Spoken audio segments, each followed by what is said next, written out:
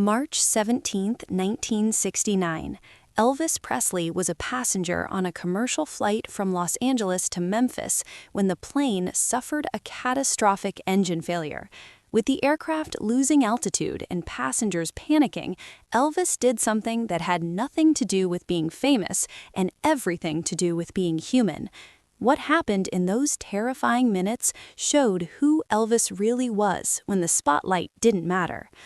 By March 1969, Elvis was riding high after the success of his '68 comeback special.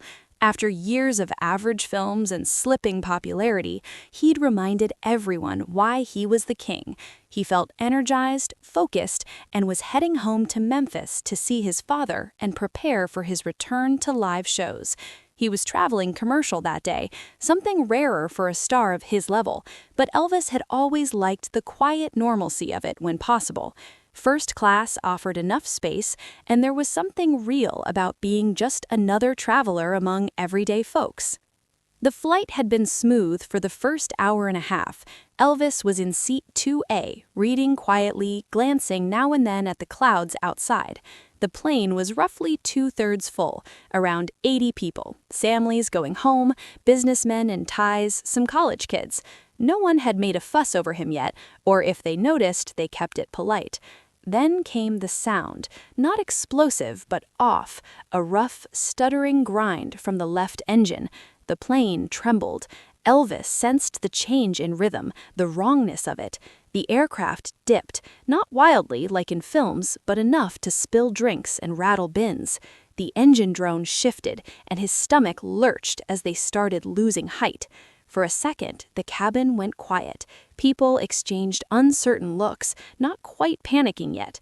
Then the intercom came on. "Ladies and gentlemen, this is Captain Morrison."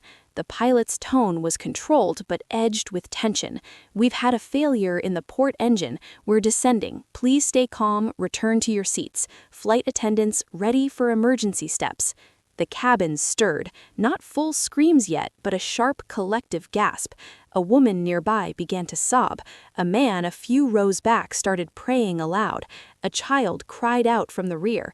Elvis's pulse quickened, fear tightened in his chest. They were at 30,000 feet, one engine down, descent in progress. Bad odds. But as he scanned the cabin and watched fear ripple outward, something inside him shifted. The fear remained, sharp and real, but it got pushed back by a stronger urge to act, to support, to not just sit frozen while others unraveled. A flight attendant hurried by, face ashen.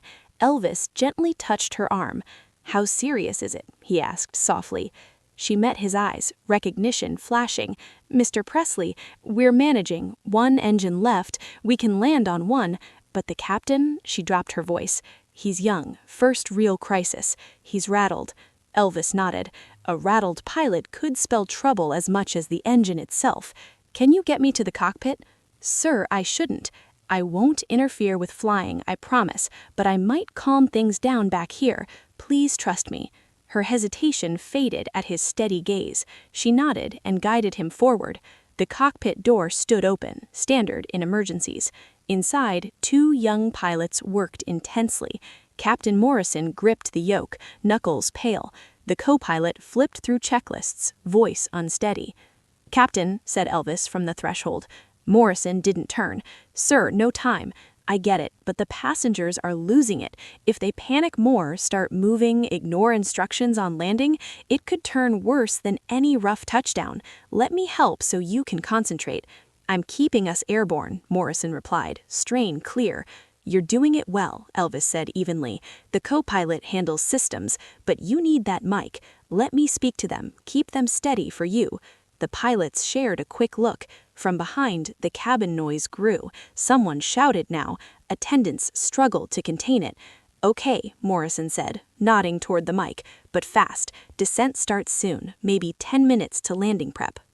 Elvis took the microphone, steadied his breathing, buried his own dread, and spoke. "Ladies and gentlemen, this is Elvis Presley."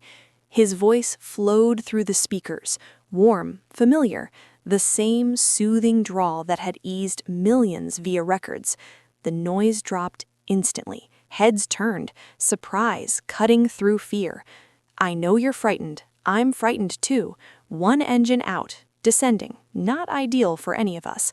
But listen, Captain Morrison up here knows his job. One good engine is enough. Planes are built for this.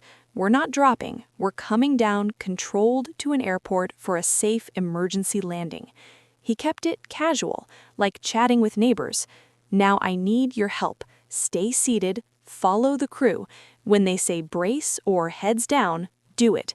Can you manage that for me? Silence settled over the cabin, 80 people absorbing the voice, the unexpected speaker. I'll stay on this mic. I'll talk you through it, keep you company.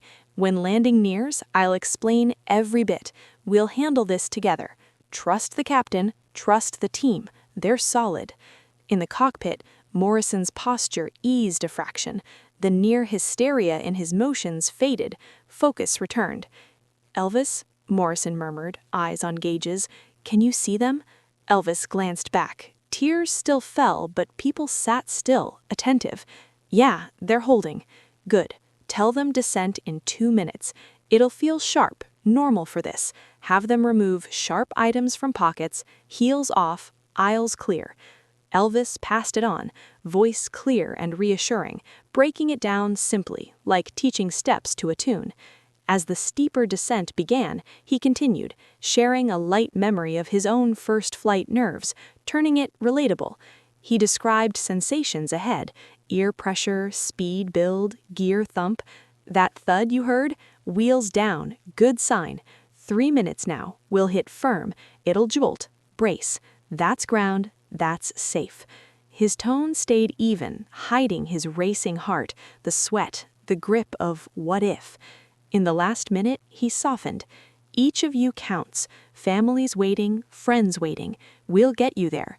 Captain's doing it right. Hard landing, but safe. Stay calm after. Help whoever's beside you. We're one team. The plane struck the runway, hard, as promised. Seats jolted, brakes howled.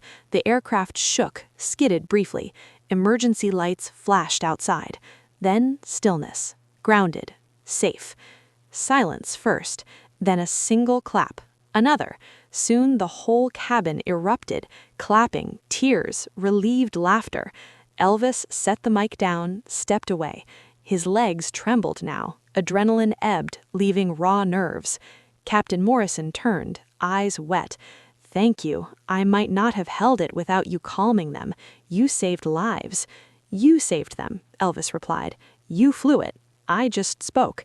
That's not just, the co-pilot said. You gave focus, hope.